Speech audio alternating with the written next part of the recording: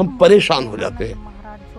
संसार में देखो तो परेशान, परमार्थ की तरफ देखो तो हम परेशान हो, ये हमारा आदत स्वभाव बन गया परेशान होना। थोड़ा सा धैर्यवान बनो, गंभीर बनो। कोई भारी से भारी विपत्ति में परेशानी स्वीकार करके विपत्ति से थोड़ी निकला जाता। सुलझो, ठीक है, विपत्ति आई, समस्या आई, इसका समाधान होगा। ऐसा थोड़ी कि हमें नष्ट कर देगी। अगर अभी हमारी बड़ी हानि हो जाती है, हम कल इससे बड़ा लाभ प्राप्त कर सकते हैं। हमको एकदम बिल्कुल गंभीर रहना है, इतने कमजोर नहीं बन जाना। अब वो गए तो क्या होगा, अब वो वस्तु गई तो क्या, पद गया तो क्या होगा। प्रयास किया था, ये पद मिला था, इससे बड़ा पद प्राप्त करूंगा, मैं इससे बड़ा महान बनूंगा। ठीक है, एक बार गिर गया, गलती हो गई, दंड भोगूंगा, फिर इससे ज्यादा संयम में रहूंगा। बिल्कुल मतलब एकदम फ्रेश दिमाग रखना चाहिए। और अपने लोग क्या है, जरा सी बात में एकदम पछड़ा कर लेते हैं, एकदम कमजोर हो जाते हैं। ये बिल्कुल ठीक नहीं है। हम जीवन भर की यात्रा की बात कह रहे हैं, भारी से भारी कष्ट में भी मुस्कुराना, तो हमें बल मिला है, हमें भगवान की कृपा का दर्शन हुआ है, हमें उनका दुलार दिखाई दिया है। अगर ऐसे तो भाग जाते, फिर परमार्थ में थोड़ी चलना होता है। आज जो आप सुन करके लाभ लेने की चेष्टा कर रहे हो ना, ये केवल प्रवचन नहीं है, ये जीवन है। अगर ये जिए ना होते ना तो ये इसका प्रभाव नहीं पड़ता, फिर वाणी का प्रभाव नहीं पड़ता। हम इसीलिए कहते हैं, जैसे आप लोग एकदम परेशान हो जाते हैं जब बोलो, क्या हमसे ज्यादा परेशानी होगी?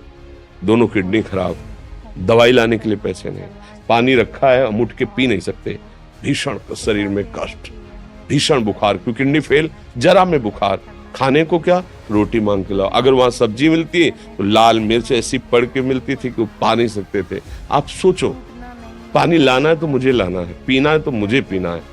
अगर मैं हारता तो कहां पहुंच जाता, क्या स्थिति होती? नहीं, मरना है, पर कदम पीछे। कोई दिन ऐसा नहीं जिस दिन सेवा ना की हो, जिस दिन सेवा ना गए हो। गुरु जी की सेवा में जाना है, पहले अपने को स्वस्थ साबित करना है, नहीं वो सेवा नहीं लेंगे। तुम बीमार हो, तुम कष्ट में हो, ऐसे उनकी दृष्टि परेशान थी। सेवा की, आके लेट गए। फिर हिम्मत की, अपनी श्री जी की सेवा की, मधुकरी नहीं गए, 3-3, 4-4 दिन भोजन नहीं गए, पर सेवा नहीं छोड़ा, दिनचर्या नहीं छोड़ी। और उसका प्रधान कारण संयम, ब्रह्मचर्य, भगवत आश्रय, नाम जप, कभी हारने नहीं दिया। अभी भी थोड़ी देर बाद डायलिसिस शुरू हुआ, हारने, आपको हारे हुए नजर आ रहे हैं। शरीर में पीड़ा है, किडनी फेल है, ऐसा तो हम स्वस्थ बैठे हैं, पीड़ा है, बार बार प्यास लगती है, थोड़ा थोड़ा पानी मिलता है, लेकिन हम आनंदित हैं, हम प्रसन्न हैं। हम लड़ाई में हारे नहीं हैं, ना हारेंगे, हम जीत चुके हैं। हम अपने मालिक के भरोसे में अपना सब बात, तो वो ये हम अपनी बड़ाई नहीं बता रहे, हम आपको बता रहे समस्या। सोचो, तुम्हारे पास तो माँ है, भाई है, बहन है, परिवार है, कोई ना कोई तो है ना। मेरा किसी ने कभी जीवन में ध्यान भी नहीं दिया, क्यों? बचपन से बाबा जी बन गए, किसी से प्यार नहीं, किसी से संबंध नहीं, कोई जानकारी नहीं, हम कहाँ हैं, वो कहाँ, किसी से कोई मतलब नहीं। अच्छा, जवान साधु कौन श्रद्धा करे? कभी गांव जाने की हिम्मत नहीं पड़ती कि रोटी मांग ले, पता नहीं लोग क्या सोचेंगे, क्या भावना कर ले। हम दरवाजे पे खड़े हैं, क्या कैसी भाव, तो जो हमारे सामने आकाश वृत्ति से आया यौवन अवस्था में, वही पाया, अन्यथा भूखे रह गए।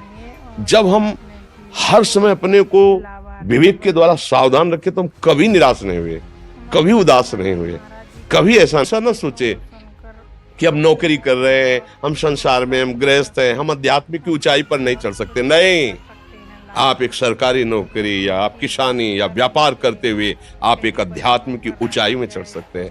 और अध्यात्म ही है जो तुम्हें इस माया के दुख सुख से ऊपर उठा सकता है। दूसरा, चाहे जितनी संपत्ति आ जाए, आप सुखी नहीं हो सकते। सब देख लो, आंख खोल के देख लो, अध्यात्म ही है जो तुम्हें हर कष्ट सहकर मुस्कुराकर जीने का रास्ता बता देगा। कि आप आनंदित हो जाओगे, कुछ नहीं बिगड़ा। अध्यात्म है तो कुछ नहीं बिगड़ा, अध्यात्म नहीं है तो कुछ नहीं बना, कुछ हाथ नहीं लगने वाला।